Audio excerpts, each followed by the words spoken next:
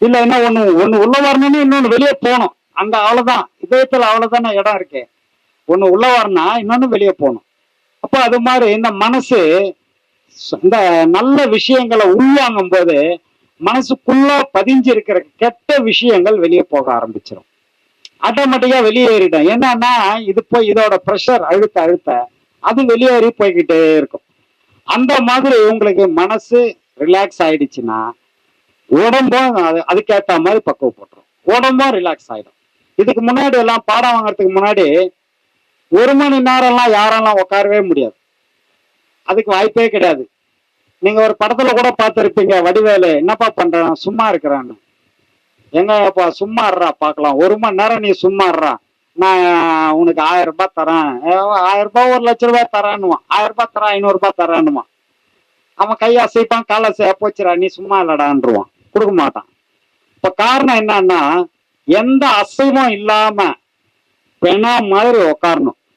பணம் எப்படி இருக்கு, பணம் அசைவம் போட்டா போட்ட மாதிரி கிடக்கும் இல்லையா, அது மாதிரி உட்காரணும். இந்த பாடம் வாங்கினா ஒவ்வொரு அத்தியாவசியம் அப்படி பணம் மாதிரி உட்காரும் போது பொறி புலன்கள் ஆட்டோமேட்டிக்கா அடங்க ஆரம்பிச்சிடும். பொறி புலன்கள் அடங்கும் போது மனம் அடங்கிடும், மனம் அடங்கும் போது மூச்சு அடங்கும், மூச்சு உனக்குள்ள ஓடும் போது உனக்கு அதுக்கான எனர்ஜியை கொடுத்துக்கிட்டே இருக்கும்.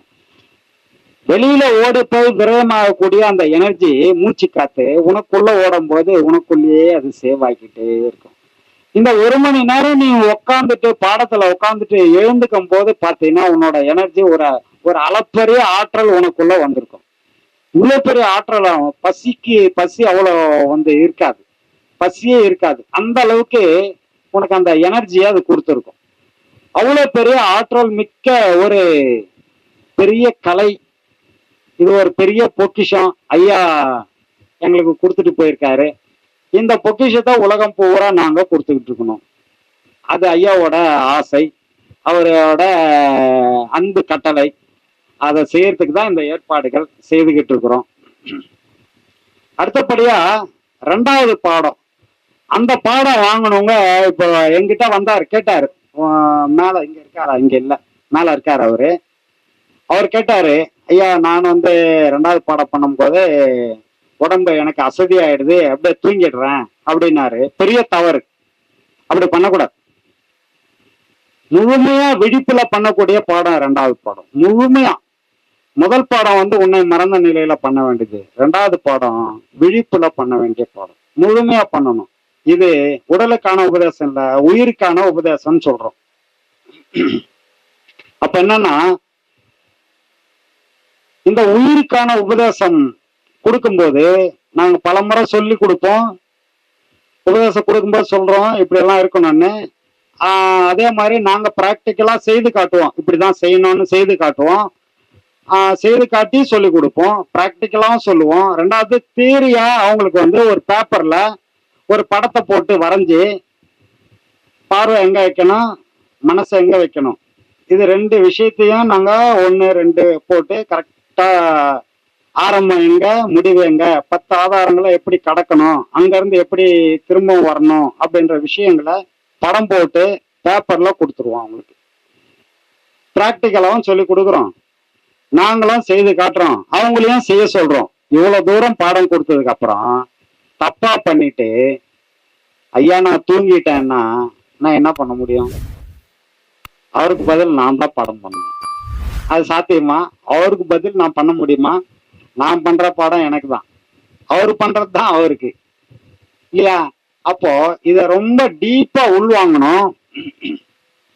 அதுக்குதான் நான் சொன்னது, நீங்க இவ்வளவு தூரம் செலவு பண்ணிட்டு வரீங்க, இங்க சொல்றது தேவையில்லாததை இந்த காதில் வாங்கி அந்த காதில் விட்டுருங்க. தேவையான விஷயத்த மனசுல அந்த லேயர்ல ஹார்ட் டிஸ்க்ல பதிவு பண்ணுங்க அப்படின்னு சொல்றோம்.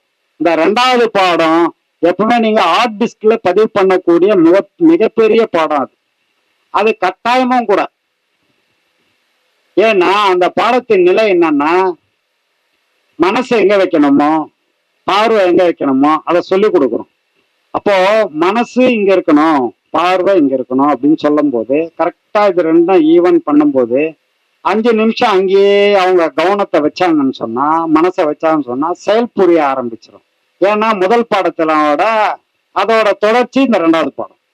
அப்ப அப்ப முதல் பாடத்துல நாம கொடுத்ததை சரியா செய்துட்டு இருந்தாங்கன்னா, இப்ப 2வது பாடத்துல நாம சொன்ன மாதிரி மனசு வைக்க வேண்டிய இடத்துல மனசையும், பார்வை வைக்க வேண்டிய இடத்துல பார்வையை வச்சாங்கன்னு சொன்னா அது செயல்பட ஆரம்பிச்சிடும். இந்த செயல்படும் போது உங்களுக்கு அதோட உணர்வு பூர்வமா நீங்க உணர்வீங்க. உடல் ரீதியா உணர்வு பூர்வமா உங்களுக்கு, ஏன்னா மனசு அங்க வச்சதுனால அங்க என்ன வேலை செய்யுதுன்னு உங்களுக்கு உடல் கண்டுபிடிச்சிடும். அப்ப உடல்ல அந்த இயக்கம் வந்த உடனே அது அடுத்த ஒரு ஸ்டெப் நாம சொல்லியிருக்கோம், 10 ஆதாரங்கள் சொல்லியிருக்கோம். அந்த 10வது இப்ப முதல் ஆதாரத்துல என்ன நடக்குதுன்னு பார்த்துட்டீங்க, பார்த்து செயல் புரியுது. அடுத்து நம்ம சொன்ன நேரம் ஒரு அப்ராக்சிமேட்லி ஒரு 5 நிமிஷம். அந்த 5 நிமிஷம் அங்க என்ன நடக்குதுன்னு கவனிச்சுட்டு அடுத்து அது மூவ் ஆகும்போது 6வது நிமிஷம் டக்குன்னு நீங்க அடுத்த இடத்துக்கு போகணும். அடுத்த இடத்துக்கு போகும்போது பார்வை அடுத்த இடத்துக்கு வைக்கணும்.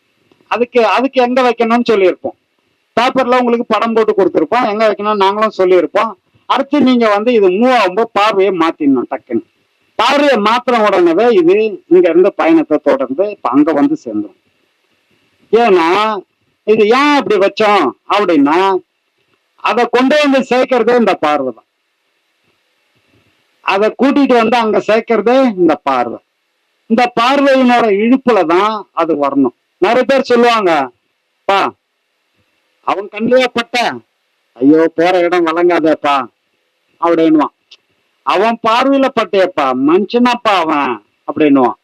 ஒரு சிலர் சொல்லுவாங்க, அப்பா புண்ணியவான் எதிர்க்க வந்தாருப்பா, நல்லா இருக்கும் பாப்பா, அவர் பார்வைப்பட்டது நல்லா இருப்பா பாப்பா அப்படின்னுவாங்க. அப்ப இந்த பார்வைக்கு எவ்வளவு பெரிய மகிமைன்னு பாருங்க. பார்வைன்றது நெருப்பு, சாதாரண விஷயம் கிடையாது, மிகப்பெரிய ஆற்றல் அது. அப்போ இந்த பார்வைய அந்த இடத்துக்கு ஏத்த மாதிரி நம்ம மாத்தும் போது அது நம்ம மனச அங்க இருந்து கொண்டு வரும். மனசை அங்க இருந்து அது கொண்டு வரும்போது கரெக்டா அந்த பார்வையும் மனசும் அங்க லிங்க் ஆகும்போது அங்க வைப்ரேஷன் கொடுத்தோம் உங்களுக்கு. அப்போ ஒரு இடத்துலயும் நாம சொல்லியிருக்கிற அந்த 10 ஆதாரங்கள்லயும் ஒரு இடத்துலயும் அந்த ஒரு வைப்ரேஷன் நீங்க உணர இந்த 10 ஆதாரங்கள் இயங்க ஆரம்பிச்சிடும். நார்மலாவே எல்லாருக்கும் இயங்கிக்கிட்டு இருக்கோம், அதை உணர மாட்டோம். இப்போ நமக்கு மூச்சு போய்கிட்டு தான் இருக்குது, யார் அதை பத்தி யோசிக்கிறோம், யார் உணர்றோம் இல்ல. அப்போ அதை கவனிங்க, அதை உணருங்க, உங்களுக்கு போய்கிட்டு இருக்கு, அது மேல மனசை வைங்கன்னு சொல்லும் போதுதான் அதை பத்தின சிந்தனை நமக்கு வரும், அதை பத்தி ஆராயும்.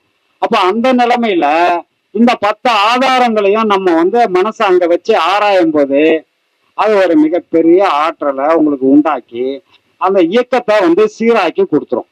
நார்மலா இயங்கிக்கினே இருக்கிறது வேற, நாம கூட அதோட சேர்ந்து இயக்கிறது வேற. 2 விஷயம் இங்க. அதுவே இயங்கி நாமளும் இயக்கினா அதோட வேகம் அதிகப்படுமா இல்லையா? சாதாரணமா இயங்கிக்கிட்டு இருக்கிறது நாம கூட சேர்ந்து இயக்கும் போது அதோட வேகம் அதிகப்படுமா இல்லையா? அது மாதிரி அதோட வேகத்தை அதிகப்படுத்தினா ஆயுள் பெருக்கம் உண்டாகும். அதுதான் சொல்றாங்க ஞானிகள்லாம். நிறைய வெளியில போய் தேடுறீங்களாப்பா, அங்கெல்லாம் எதுவும் இல்ல, உனக்குள்ள தேடுங்க அப்படின்னாங்க. உனக்குள்ள தீர்த்தங்கள், உடலுக்குள்ளே